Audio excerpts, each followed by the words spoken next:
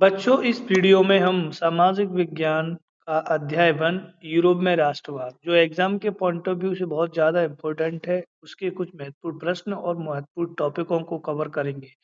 आइए सबसे पहले जानते हैं हम राष्ट्र किसे कहते हैं। तो पहले हम राष्ट्र अर्नेस्ट रेनर के अनुसार समान भाषा, समान नस्ल, समान धर्म से बने एक भौगोलिक क्षेत्र को राष्ट्र कहते हैं। राष्ट्र एक लंबे प्रयासों और त्यागों का और निष्ठा का चरम बिंदु होता है। इसी क्रम में हम देखते हैं राष्ट्रवाद। अपने राष्ट्र के प्रति प्रेम की भावना को राष्ट्रवाद कहते हैं।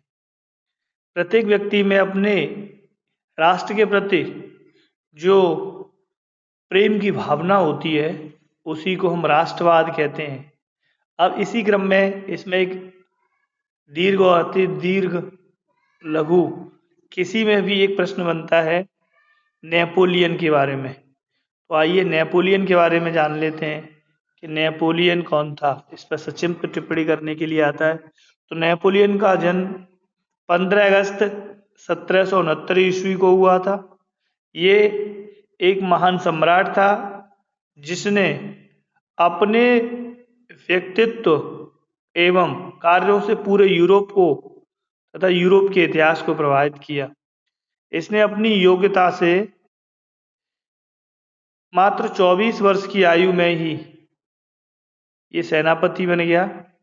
इसने कई सारे युद्धों में फ्रांसीसी सेना को जीत दिलाई और अपनी अपार लोकप्रियता हासिल कर ली। फिर इसने पीछे मुड़कर नहीं देखा और अंत में वो फ्रांस का शासक बन गया। अब इसी क्रम में आगे प्रश्न आता है उदारवादी राष्ट्रवाद। इस उदारवादी राष्ट्रवाद के चलते ही राष्ट्रवाद का विचार सब जगह फैलने लगा। इसी वजह से 1789 ईस्वी में फ्रांस की क्रांति हुई। इसके एक राज्य के अंदर जो नियंत्रण था उसे खत्म कर दिया गया, लेकिन अलग अलग राज्यों के बीच नियंत्रण यानी सीमा शुल्क को भी खत्म नहीं कर पाया। इसके लिए एक संगठन बनाया गया जिसका नाम था जोलवेरान। जोलवेरान पर एक प्रश्न बनता है, तो इसके बारे में हम समझ लेते हैं कि जोलवेरान क्या है।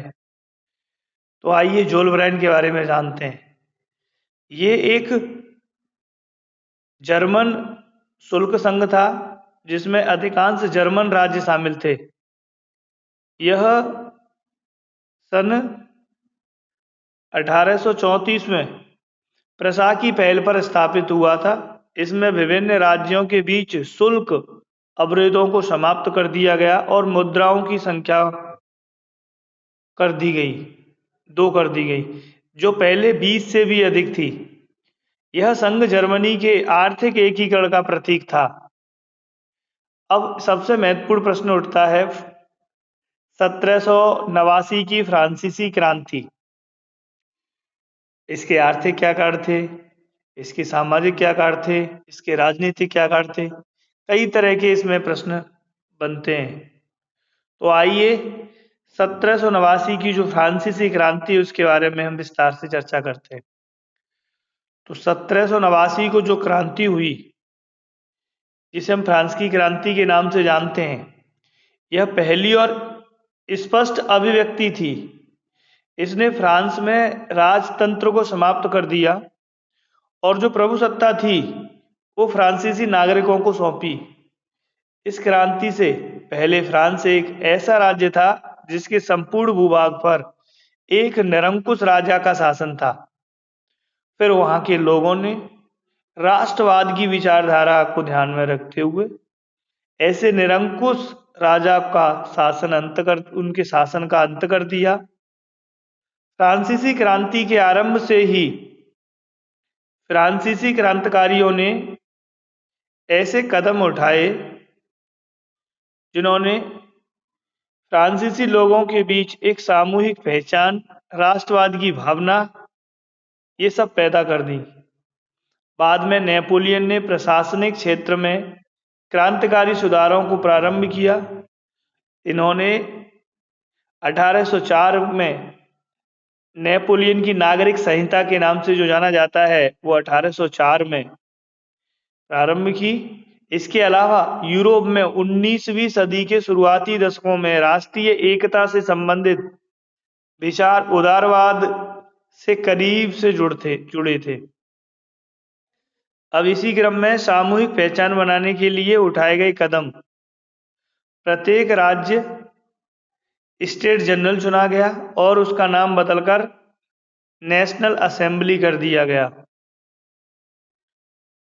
फ्रेंच भाषा को राष्ट्रीय भाषा घोषित कर दिया गया। एक प्रशासनिक व्यवस्था लागू की गई जिससे सबको समान कानून का अनुभव हो। आंतरिक आयात निर्यात सीमा शुल्क समाप्त कर दिया गया। भार तथा माफ की एक समान व्यवस्था लागू की गई। स्कूल और कॉलेज की छात्राओं द्वारा भी समर्थन के रूप में एक क्लब का गठन किया गया जिसका नाम जैकोबिन क्लब रखा गया। फ्रांस की आर्मी ने समर्थन के तौर पर हर विदेशी क्षेत्र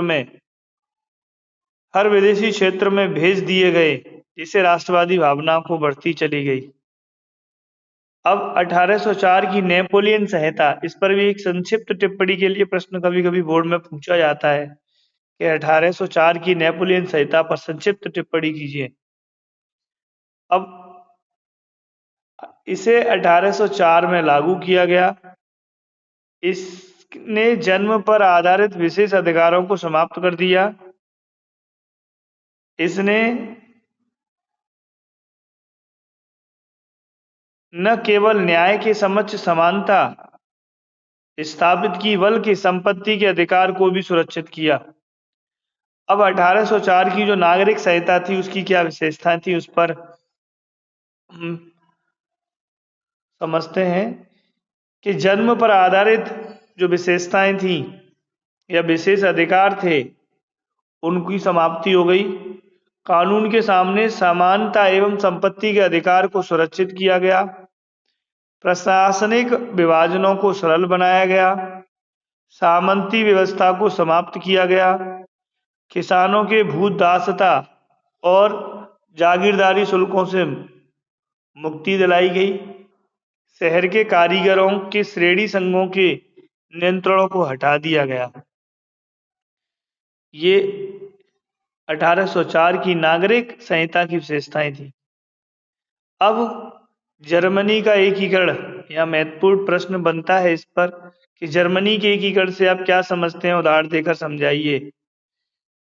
तो जर्मनी का एकीकरण जो कि 1848 में यूरोपियन सरकार ने बहुत कोशिश की कि वे जर्मनी का एकीकरण कर दें, परंतु वो ऐसा नहीं कर पाए क्योंकि राष्ट्र निर्माण का यह उदारवादी पहल राजशाही और फौज की ताकत ने मिलकर दबा दी। उसके बाद प्रसा ने यह भार अपने ऊपर लेते हुए कहा कि वे जर्मनी का एकीकरण करके ही रहेंगे। उस समय जो प्रसा का मुख्यमंत्री ऑटो वन बिस्मार्क था, जिसे हम जर्मनी के एकीकरण का जनक भी कहते हैं। तो कभी कभी ऑब्जेक्टिव में भी यह प्रश्न बनता है कि जर्मनी का एकीकरण किसने किया या जर्मनी का जनक किसे कहा जाता है, तो यहाँ ऑटो वन बिस्मार्क नाम आता है। प्रसा के एक राष्ट्रीय एकीकरण के आंदोलन का नेतृत्व किया। 7 वर्ष के दौरान ऑस्ट्रिया, डेनमार्क और फ्रांस ने 3 युद्ध में प्रसा की जीत हुई और एकीकरण की प्रक्रिया पूरी हुई। सन 1871 ईस्वी में विलियम प्रथम को नए साम्राज्य का राजा घोषित किया गया और जर्मनी के एकीकरण ने यूरोप में प्रसा को महाशक्ति के रूप में स्थापित किया। नए जर्मन राज्य में मुद्रा, बैंकिंग एवं न्यायिक व्यवस्थाओं के आधुनिकीकरण पर जोर दिया गया। अब हम बात करते हैं इटली के एकीकरण के बारे में।